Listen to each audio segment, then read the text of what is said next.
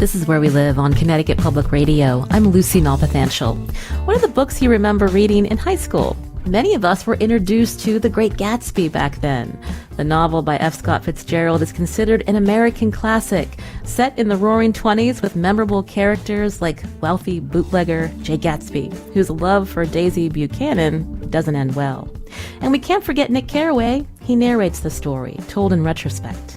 Today, Where We Live, we dig into The Great Gatsby and what it means for the literary world now that the copyright has expired. Coming up, we hear from the author Nghi Vo about her unique take on Fitzgerald's classic. Her book is called The Chosen and the Beautiful. First, what makes The Great Gatsby a classic?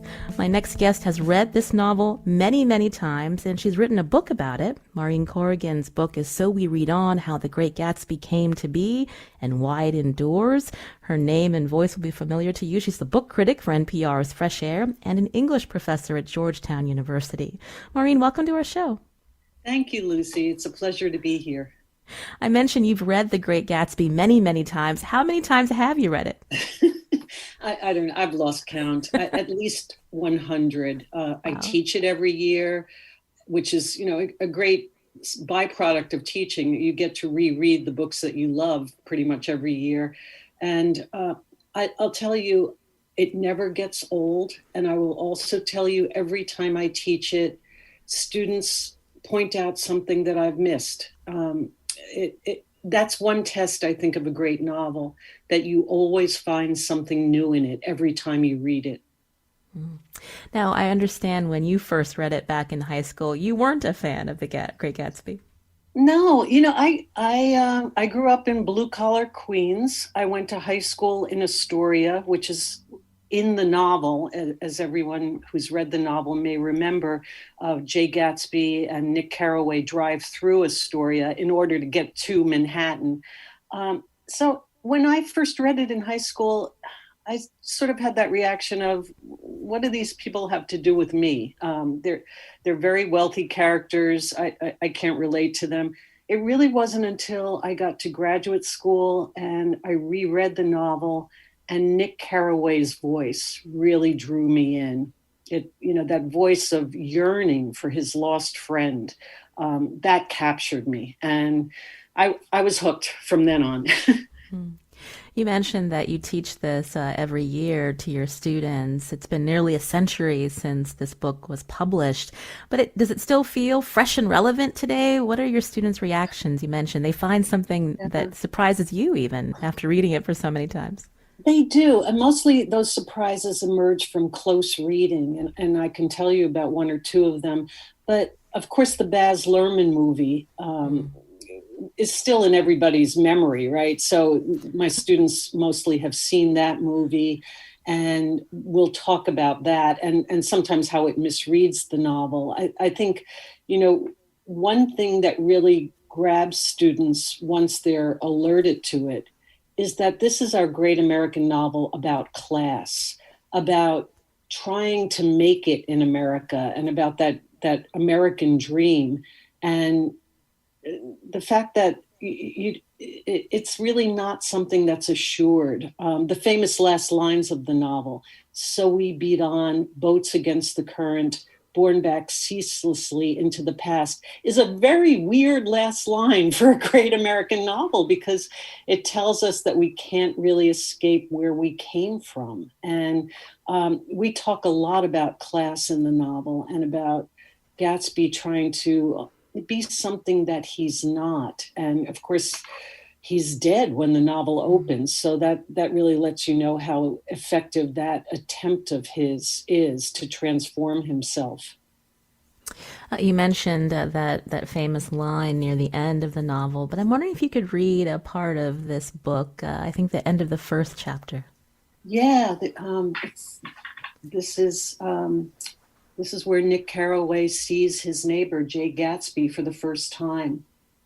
"I saw that I was not alone. 50 feet away, a figure had emerged from the shadow of my neighbor's mansion and was standing with his hands in his pockets, regarding the silver pepper of the stars. Something in his leisurely movements and the secure position of his feet upon the lawn suggested that it was Mr. Gatsby himself. come out to determine what share was his of our local heavens. I decided to call to him. Miss Baker had mentioned him at dinner, and that would do for an introduction. But I didn't call to him, for he gave a sudden intimation that he was content to be alone.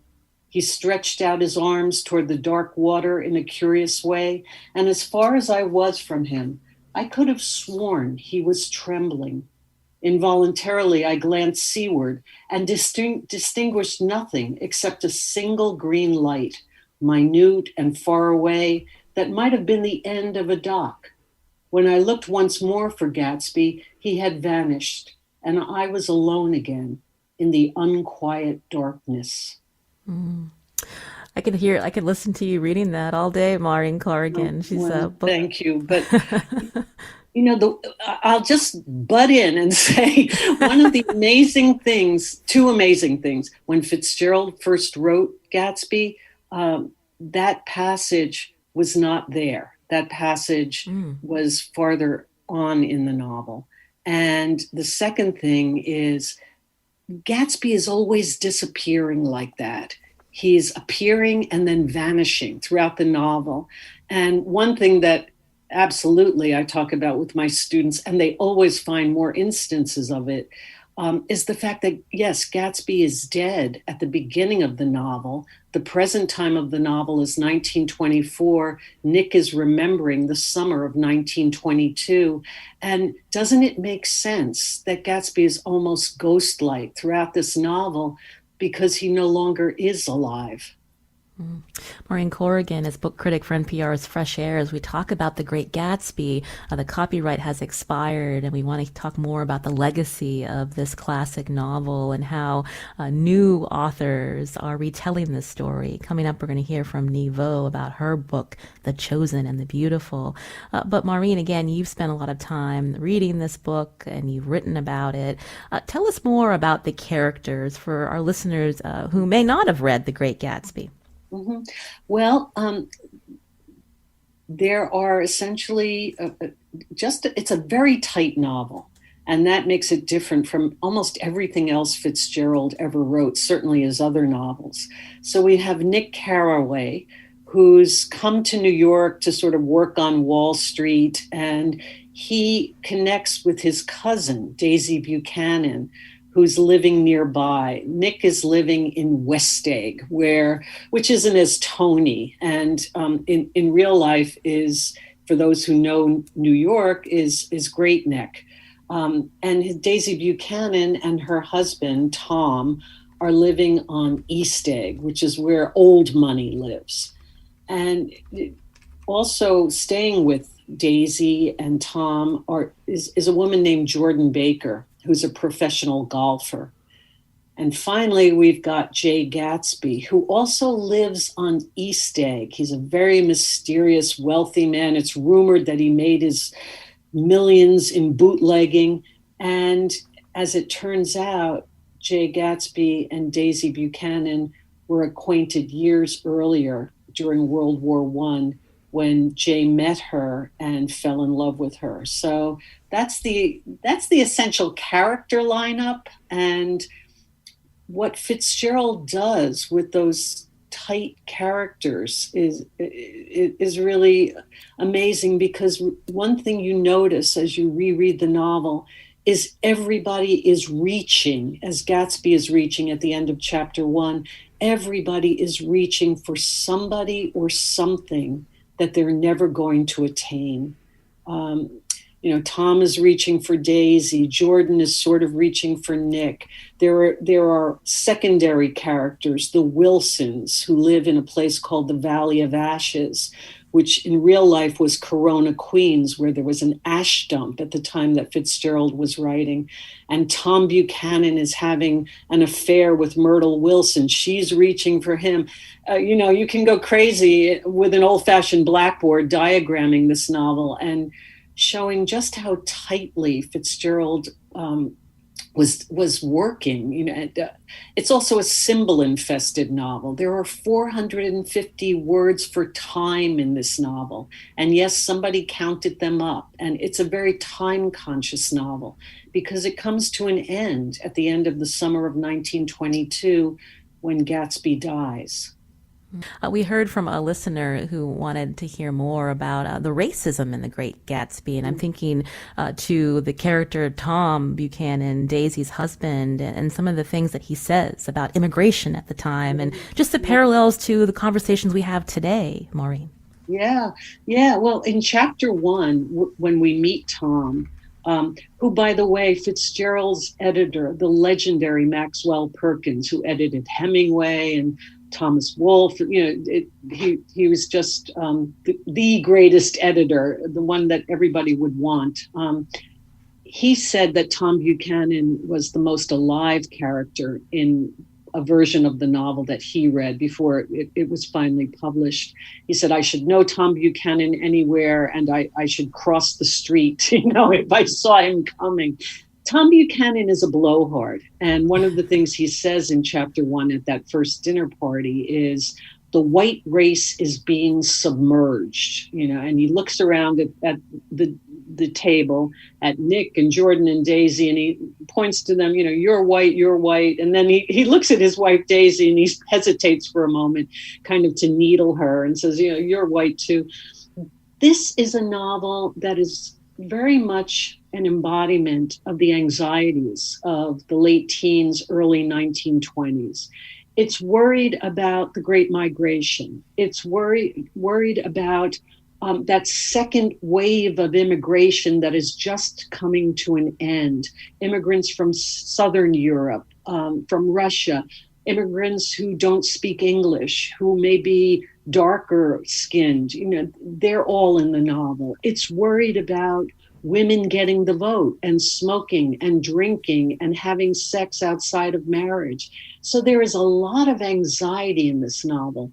And I think, we contemporary readers, we see the racism coming out of Tom's mouth, and we're reassured, it's the bully who's saying these things. But later on in the novel, there are other expressions of racism that come from other places in the novel. And so, I always sort of end my contemplation about race in Gatsby by saying, the novel is all over the place. And we can't pat ourselves on the back and say, Fitzgerald, he was ahead of his time. He wasn't a racist. He probably was, in the way that most white people of the time were. But the novel is looking around at a changing America. And that's one of the things that makes it very contemporary. It really can't see the future, and it's anxious about the future. We've talked about some of the themes. It's a very complicated novel, but I'm wondering if you could talk about F. Scott Fitzgerald and his life and the parallels of what he was writing about. Yeah, well, Fitzgerald grew up in St. Paul, Minnesota. And his father's family, sort of, as he always said, had breeding. Actually, on his father's side, he was related to Mary Surratt, who was one of the involved in the Lincoln assassination. But he was also related to Francis Scott Key, which is where his name comes from. His mother's family made money in the grocery business, and so they had money. Fitzgerald eventually went to Princeton, which was one of his goals. But he later said that he always felt like a fish out of water. He always felt like, the scholarship boy at an expensive school. And that sense of being not quite in the club plagued him all his life. And you hear it in Gatsby. You hear it absolutely in the character of Jay Gatsby. Fitzgerald in 1920 published This Side of Paradise, his first novel, which he rewrote 3 times. And it became the defining novel of the Jazz Age. In fact, it gave the 1920s that name, the Jazz Age. And he follows it up in 1922 with The Beautiful and Damned, a novel about a marriage falling apart. And considering that he and Zelda Fitzgerald had married in 1920, just 2 years earlier, it's kind of an ominous novel for him to have written. Gatsby comes out in 1925, and Fitzgerald thought that this was going to be just his runaway bestseller, as well as a critically acclaimed novel. And it turned out not to be. When Fitzgerald died in 1940, he was working in Hollywood as kind of a screen doctor, and he was only 44. He died of a heart attack. Remaindered editions of the first printing of The Great Gatsby were still in Scribner's warehouse. That first printing had not sold out. So he died feeling that he was a failure. And, Fitzgerald's story is heartbreaking. He was responsible for some of his tragedies. He drank way too much, and he kind of did spend his talent in a profligate manner. But what happened to both of the Fitzgeralds is so heartbreaking. Zelda, of course, suffered from mental illness, and she spent the rest of her life from 1930 on in and out of sanitariums. And she died in the 40s as well. So theirs is a story of people who rose high very early. They were, when they were very young in their 20s, and then almost paralleling the Great Depression from 1930 on, they just fall farther down. Fitzgerald's last royalty check was for $13.13. Wow. Tell us why the book did not take off when it was published. Yeah, I read every review that I could find from 1925, and the reviewers seem to fall into two camps. They either think, oh my God, he's writing about rich people again, because Fitzgerald liked to write about rich people. He was of two minds. He wanted that beautiful, glossy world, and he also stood apart from it and looked at it critically, which is why it's perfect that we've got Nick Carraway sort of standing apart and narrating this novel and being somewhat cynical about that wealthy world. So there was that it was the same old. And then there were the reviewers, many of them, who read it as a simple crime novel. And that makes sense. There are 3 violent deaths in the novel. The main character is a bootlegger. And even his name, J. Gatsby, comes from 1920s slang for a machine gun. A gat is a machine gun. So they kind of took it as almost a lighter novel. And that was surprising. The worst review was published in Joseph Pulitzer's New York World newspaper. And the headline of that review read, "Fitzgerald's latest, a dud." Fitzgerald kept many of his reviews, and in his archives at Princeton, you can see that review. And, to think of him reading that is, for those of us who love this novel so deeply, it's tragic. So, Maureen, how did it go from being a dud to a book that is taught in schools today? And so many people have such positive feelings about it. We heard from Chris, who said, I read it for the first time in high school. Every few years, I read it again. My wife says it's the perfect novel, and she's right. Yeah. Oh, well, yay. Thank you, Chris. It's fascinating, the story of how it came back. It comes back pretty quickly after Fitzgerald's death. And a great story connected to the revival of Gatsby has to do with World War II. During World War II, there was this great effort by the US government, by librarians, by publishers, even by paper manufacturers, to get books into the hands of soldiers and sailors serving overseas. And they published these kind of paperback pulp editions of great novels, of mystery fiction, even of the dictionary of Margaret Mead's Coming of Age in Samoa. These armed services editions, as they were called, come out during World War II. It's called the biggest book giveaway in history, 123 million books. And one of the books that's chosen to be in this Armed Services Edition effort is The Great Gatsby. So these little books, if listeners go online and just enter Armed Services Editions, you can see what they look like. They were pulp paperbacks that were long, rectangular books meant to fit in servicemen's pockets. The biggest distribution, by the way, of the Armed Services Editions was on the eve of D-Day. Every man going over in a landing craft on D-Day had an Armed Services Edition in his pocket. And if you read that wonderful Stephen Ambrose book about D-Day, he writes about what those little pocketbooks meant to those soldiers going over, to fight in France. It's really an amazing story. So Gatsby goes from being nowhere, from moldering in the warehouse, to in 1945 having 155,000 copies published in this Armed Services Edition effort. And from there it takes off. After the war, of course, we get the paperback revolution. Signet decides to publish The Great Gatsby as a paperback. We have early TV, and a lot of those early television programs that were sort of, the Firestone Theater or something, they did versions of Gatsby. I had an amazing experience researching this book. I went to the Library of Congress, and one of the wonderful research librarians took me to a sub-basement where they store all of the high school and college American literary anthologies.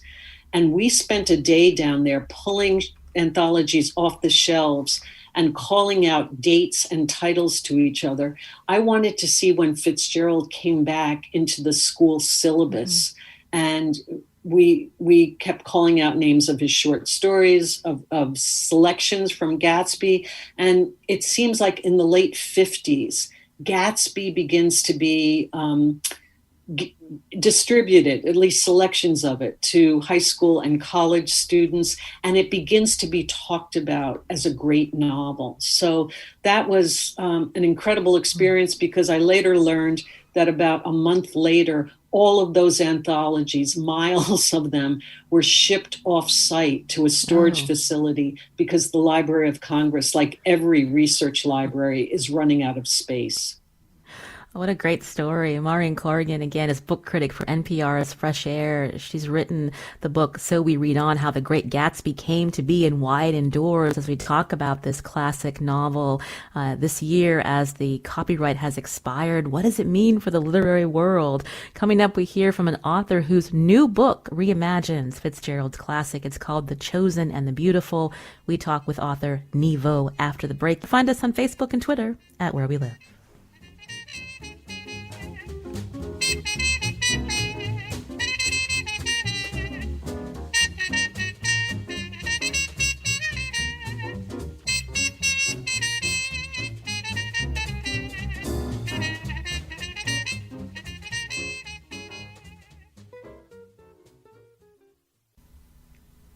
This is Where We Live on Connecticut Public Radio. I'm Lucy Nalpathanchel. Earlier this year, the copyright for The Great Gatsby expired, clearing the way for writers to retell the classic story set in the Roaring '20s.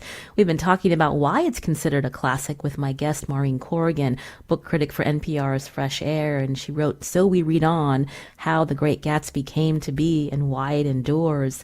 Now, The Great Gatsby is a story told from the perspective of character Nick Carraway, but my next guest has retold the classic and given it a new main character.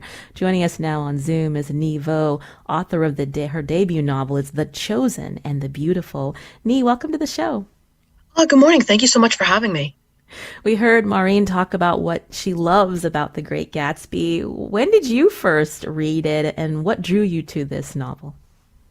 I first read it when I was in high school, like so many other American students. And what drew me to it in the first place was just how big and grand it was. I think that when you're a teenager, when you're feeling everything so strongly and so powerfully, you're drawn to stories of characters that are larger than life, and that's absolutely one of the things that The Great Gatsby gives us. It gives us characters with needs and wants that are absolutely towering, and that was part of where my attraction came from. Part of my attraction and my interest also comes from the fact that I was nearly run over in the parking lot the day we started it, so there were some really uncomfortable echoes there.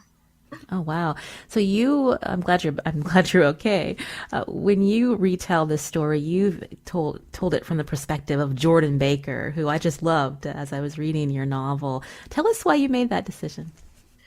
I made the decision because, in many ways, The Great Gatsby as a novel feels very much a novel of foils, of doubles, of repeated images that reflect each other and that go on to create a whole that is greater than just two parts.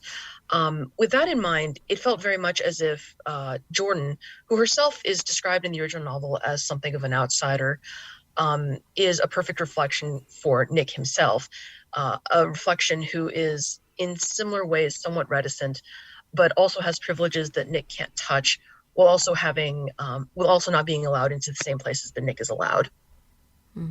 And your Jordan is a Vietnamese-American adoptee and a queer woman. So talk more about how you developed this character.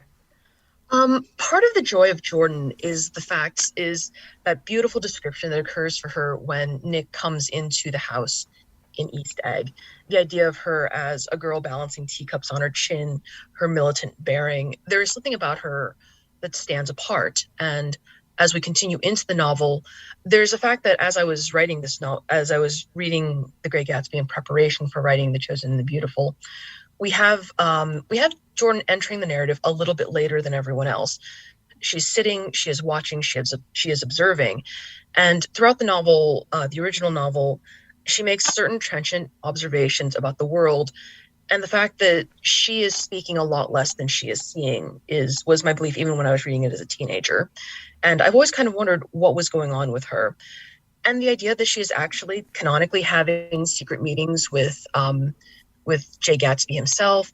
She is Jordan's friend from when they were teenagers. There's a lot of backstory to unpack there. And as I sort of opened it up, I was beginning to see a character who has a lot going on. And then I started adding demons and magic and questions about race and questions about class. And then I just shook it up really hard. And I love that she's such a strong character. She is defiant, doesn't make apologies for who she is. Nghi. You talked about the fantasy element too. Can you talk more about some of the descriptions in your novel? Yeah, the idea of magic for this novel felt like a very natural choice for me. We're coming into the 20s ourselves here, and as we look back about 100 years, we're looking at a very, very different world.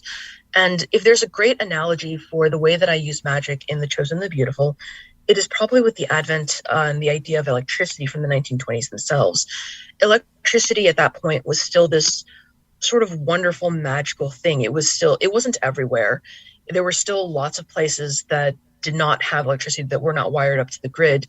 So the advance of light and not only the advance of light, but the advance of advertisements, which were promising people all of these wonderful things. And at the time period, as advertising was still getting its feet and still beginning its great cycle, it's not something that we have to click through to get to our articles.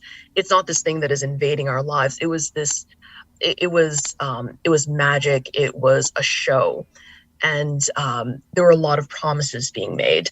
And that's, I think, what magic does in my novel as well. It's a lot of promises. It's a lot of potential. It's a lot of danger, and it's a growing and deepening shadow as well, even if the people involved can't quite feel it or see it. Can you talk more about something that a lot of the characters are drinking at this time? Demoniac? Oh, right. Okay, so the first thing to remember is I'm actually very bad at alcohol myself. I'm bad at metabolizing it. I'm bad at drinking it. I'm bad at appreciating it. So for me, demoniac is in many cases what I imagined alcohol must be when I was a kid. Not only is The Great Gatsby itself a fairly hard-drinking novel in every sense of the word, our society is a hard-drinking society as well. So we have a whole mythology around alcohol. We have a lot of stories built up around it, both enjoying it and being destroyed by it. And so I thought that, when I tried it as a teenager, I thought it had to be better than it was. So Demoniac is, in many cases, what my teenage self imagined alcohol must be, which is magical, exotic, it's life-changing, it is irresistible.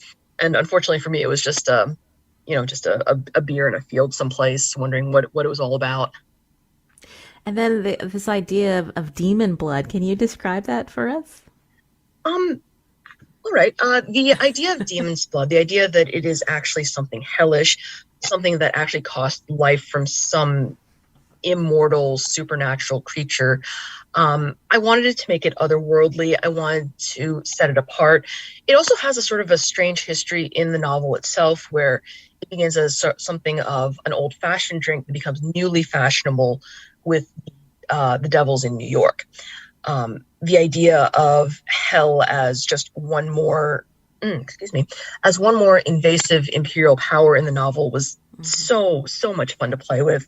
And it takes precedent from such things as prohibition, as the opium wars in China, and a lot of different places where we're dealing with illicit substances that come in and that have a certain perception in the world that they invade or occur in.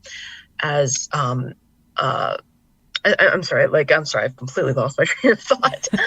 We were just curious to talk about more of the demon's blood and what the symbolism was in your novel. Right. And like I said, it's think of it as an invasive force, as a poisonous one, and also as an insanely attractive one. There we go. I think I got that. Another element of magic in this book involves cutting paper. Can you describe that for us? Paper cutting magic is something that is nearly unique to Jordan as an Asian American woman in the United States. Paper cutting magic is deeply associated in my book with East and Southeast Asia. And to kind of get where I did with it, I was doing a lot of research into paper cutting, both as a folk art in the past and as a fine art today. And from my research, it comes from China originally and has spread out to become something that is found in many, many Asian countries.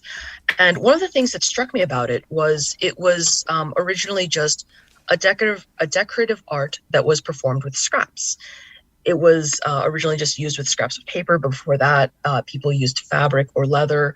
It was used to beautify the home. There was no external element to it, and that struck me as such an intimate thing.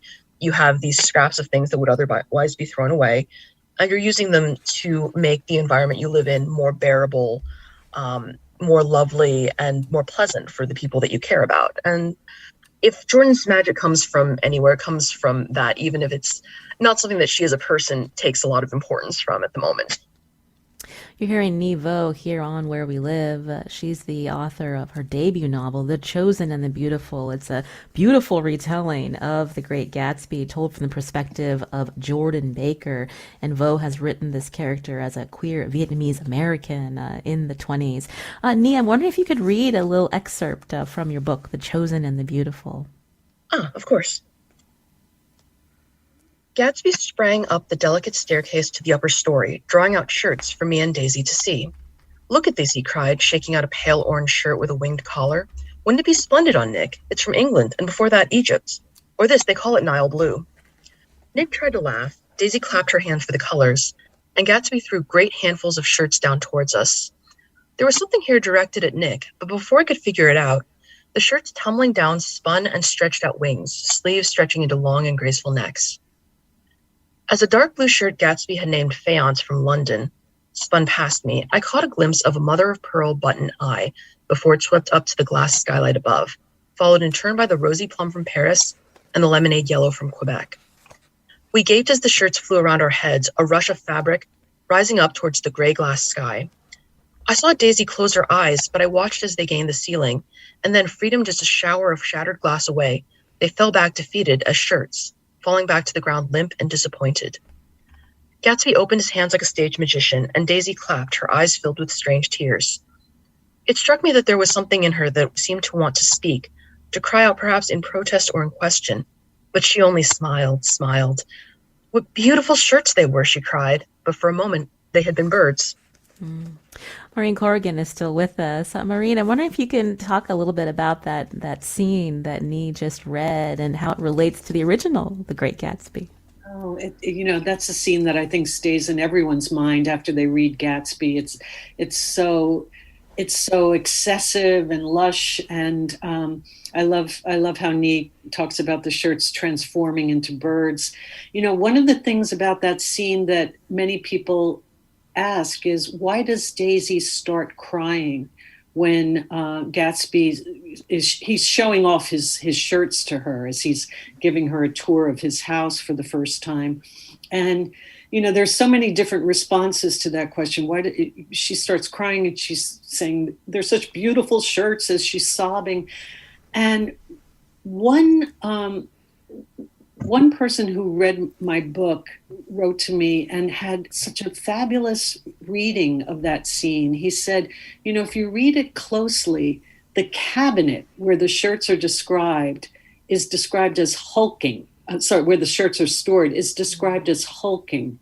And if you go back to the first chapter, one of the first adjectives that's used to describe Tom Buchanan is the word hulking.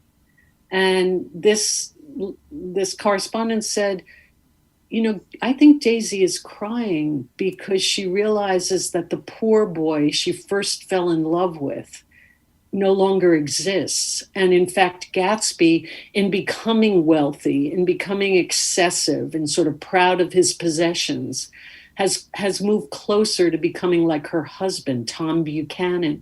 And I thought that was amazing. And it's an example of, who knows if it's right, but it's an example of how tightly constructed this novel is. I had the privilege of looking at Fitzgerald's copy of the first edition of The Great Gatsby, which is in Princeton. It's the first printing of the first edition. And Fitzgerald was making penciled corrections and changes to that first printing, which then showed up in the second printing. He always was trying to get it right and righter, and he was so obsessive about the language, the gorgeous language of this novel, that I think there may be something to that interpretation of the shirt scene. What do you think about Nghi's decision to retell the story with Jordan Baker as the main character, as a queer Vietnamese-American? Yeah, I love that way of imagine. I love what Nghi says about Jordan is a character who sees more than she expresses. And so this idea of giving her a chance to express more of what she sees, and also to sort of underscore the outsider position of Jordan by making her a Vietnamese-American adoptee, someone who, has that sort of dual focus, I think is really useful. I mean, like Nghi, I agree. All these characters are reflecting each other. So Jordan reflects Nick in terms of sort of standing to the side. And both Nick and Jordan reflect Gatsby. I mean, he's an outsider at his own parties. He shows up late to his own parties. So one of the things I didn't like about the Baz Luhrmann version of film of Gatsby was that I thought Leonardo DiCaprio looked way too comfortable as Gatsby. Gatsby is a guy who's not even comfortable in his own skin.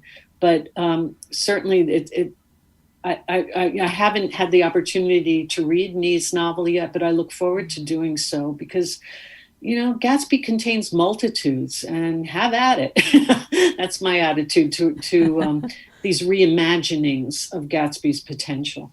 Nghi, your book, The Chosen and the Beautiful, just came out. As you were writing, were you worried at all about the reviews from Gatsby fans about why you're retelling it in this way? I think for every new writer, there's a certain terror of that. I've just mostly stayed away from reviews because it just seems healthier for me. But throughout it, and with the guidance of my agent and my editor, who were tremendously kind during the entire course of it, what I tried to remember is that if The Great Gatsby is anything, especially as it is positioned in American canon and in its position in the United States school system, this novel more than anything is a gift. It was something that was given to me when I was a teenager, and I think if that happens, there is a unique sense of ownership that comes with that. It is precious. It is beautifully written. It is something like about 40,000 words of amazing, lovely language, and it was offered to us, and it was offered to us to bring inside us, to help us grow and to make us who we are. So that was sort of the theme that I took forward, and I hope it's one that other people take as well. You're hearing Nghi Vo, author of The Chosen and the Beautiful. Maureen Corrigan is also here, book critic for NPR's Fresh Air, as we talked with her about the legacy of The Great Gatsby. We'll continue talking right after the break. Find us on Facebook and Twitter at Where We Live.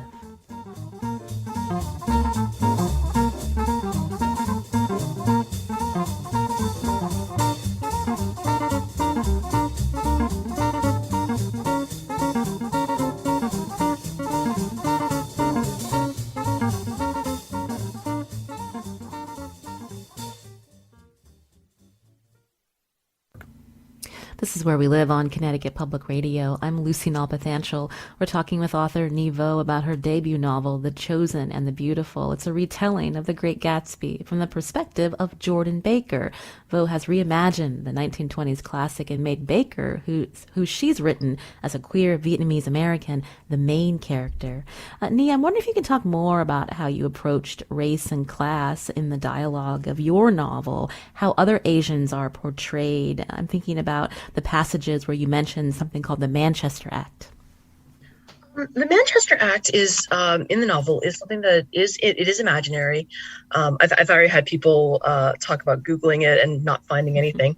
It's actually a throwback to the Immigration Act, the ones that targeted Asian Americans in the years just before the novel's publication, and as the novel came out. These were acts that restricted immigration from Asia into the United States. And they were acts that made it very clear who was and was not welcome to this country. And they had they had the effect of affecting a great deal of violence onto the Asian population in America at the time. And what I wanted to create with Jordan was someone who could perceive that violence and at the same time was rich enough that she could mostly ignore it if she wished to do so. To me, in The Great Gatsby, there is, like I said, a lingering shadow of something that is coming, something much darker. And that is something that the music and the magic and the light, they all hide very well. And I feel that in some cases, with being Asian American at this point, there is something about that feels very relevant, that feels very, very frightening to me. And at the same time, it feels like being in the light as well as something that is actually getting more visibility. In recent years, we talk more often about microaggressions. And as I was reading your book, the way that Jordan talks about the way the staff at the Plaza Hotel looked at her, or even Myrtle's husband, how she tried to avoid him as well. There's this feeling that she is a foreigner and not welcome. Yes, and part of being Asian American in general is to be a perpetual foreigner. It is a position that I think there are about as many viewpoints on as there are Asian Americans. It depends on how long you've been in this country and how you've chosen to take it and how you've chosen to position yourself as well. And for Jordan, that is something that she has chosen, the idea that being visible and being a perpetual foreigner is far better than being ignored. Maureen, I wanted to go back to you, Maureen Corrigan, as we talk about just the parallels. We're thinking about the jazz age in the 1920s. We're now in the 2020s. We're coming out of a pandemic. Some of the parallels that you see of how society wants to react after a great crisis. Mm-hmm. Yeah. We usually talk about The Great Gatsby as and the 1920s as being a reaction to the end of World War I, that the Great National Party begins. But I think these days, now that we've had the experience of ourselves of being through the pandemic, um, we also have to remember that these characters have also been through the great flu epidemic and the great epidemic of 1918. So Fitzgerald himself was touched by that epidemic, and I think the characters, on the one hand, right, they want to let loose and have a great time. And again, keep in mind that the present time of the novel, that the novel is talking about, is 1922. So everything is fairly recent. And yet at the same time, there is that sense, as Nghi says, that something darker is coming. A lot of critics, myself included, credit for Fitzgerald with being prescient. And for instance, Gatsby's funeral in the novel actually very much anticipates Fitzgerald's own funeral in 1940. But the last third of the novel is dark, is mournful, and there's a sense, as people have said, that Fitzgerald is almost sensing that this wild national party of the 1920s is going to come crashing to the end. Perhaps listeners will remember that there's a point at which the lights in Gatsby's mansion go out. And, I don't think it's too much to say that Fitzgerald is sensing that the lights on the great national party of the 1920s, they're eventually going to go out, as they do. Maureen Corrigan, it's been a pleasure to talk with you, to learn more about the legacy of The Great Gatsby and why you love it so much. She's book critic for NPR's Fresh Air, and she's the author of So We Read On, How The Great Gatsby Came to Be and Why It Endures. Maureen, thank you for your time today. Oh, thank you, Lucy. It's really been fun.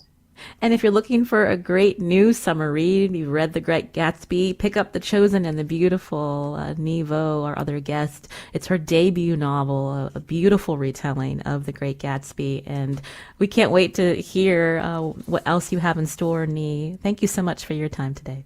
Oh, thank you so much for having me. I'm Lucy Nalpathanchel. Carmen Baskoff produced today's show. Kat Pastor is our technical producer. And Hannes Brown composed our theme music. We hope you have a great weekend.